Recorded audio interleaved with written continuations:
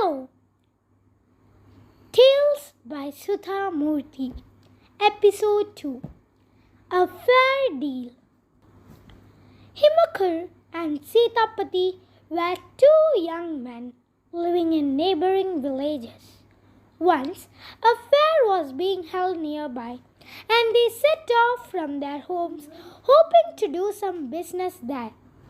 Himakar filled his sack with some cheap cotton, overlaid it with a layer of fine wool, and slinging the sack over his shoulder, set off for the fair. Sitapati collected wild leaves from some bushes, put a layer of fine betel leaves on top, and made his way too to the fair. On the way, both stopped to rest under a big tree and got talking.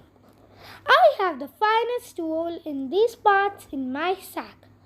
They came from the most special sheep, boasted Himakar.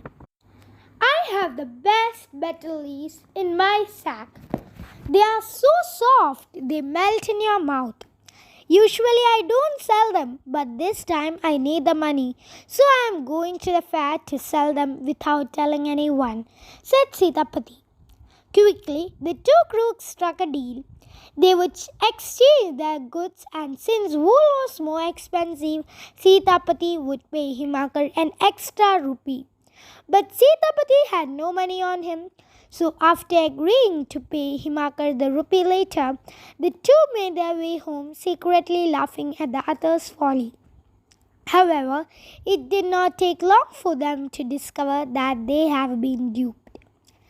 The very next day, Himakar landed up at Sitapati's door and yelled, "You great cheat! Give me my rupee at least!" Sitapati was drawing muddy water from his well and was unperturbed by Himakar's words. "Of course I'll pay," he said, "but first help me find the treasure lying at the bottom of this well. If we find it, we can divide it." Both were soon hard work and there was no more talk of wool or betel leaves. Himakar went inside the bucket where he would fill with muddy water the bucket Sitapati lowered to him. Sitapati would then pull it up. With each bucket Sitapati pulled up, he exclaimed, "Oh, no treasure here, try again." This went on for a few hours. It started getting dark, and Himakar realized that Sitapati was using him as a free labor to clean his well. There was no treasure. He was sure that if he stayed much longer, Sitapati would abandon him in the well for good. So he gave a loud shout, "Here is the treasure! Watch out, it's heavy!" Sitapati was amazed that there was really treasure hidden in the well. He pulled hard, and as soon as he pulled up the bucket, he threw away the rope so that Himakar could not come up. But what or rather, who did he find in the bucket but Himakar covered in mud? They started fighting again. "You tried to cheat me. You were going to leave me in the well." Soon it got too dark to argue, and they left for their homes. But Himakar was not going to give up. He arrived at Sitapati's house after a few days, demanding his 1 rupee. Sitapati saw him coming and told his wife, "I'll pretend to be dead. You start crying loudly. Himakar will then have to give up trying to get the money from me."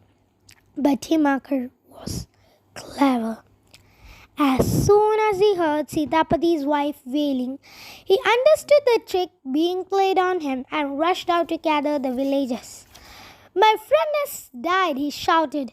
"Let's take his body for cremation." Sitapati's wife got scared. No, go away. I will arrange for the cremation myself," she said. But the villagers thought she was too grief-stricken to know what she was saying, and carried Sitapati to the cremation ground. There Himakar told the villagers, "It is getting dark. We cannot burn the body now. You go home and come in the morning. I'll watch over him at the night." As soon as the villagers had gone, Himakar said to Sitapati, "Stop pretending now. Get up and give me my money." As they were fighting, a gang of thieves came to divide their loot in leisure at the cremation ground. They saw one person sitting on pyre and another standing next to him. Both were arguing loudly, thinking them to be ghosts. The thieves dropped their bags of stolen goods and fled at top speed. The two heard the commotion and saw the bag full of gold and silver ornaments lying on the ground. Quickly, they divided it up between themselves. Himakar made sure he got an extra gold coin for the rupee that was due to him, and the two men made their way back to their homes. The account settled at last. Thank you and have a wonderful day ahead till I come with the next episode. Bye.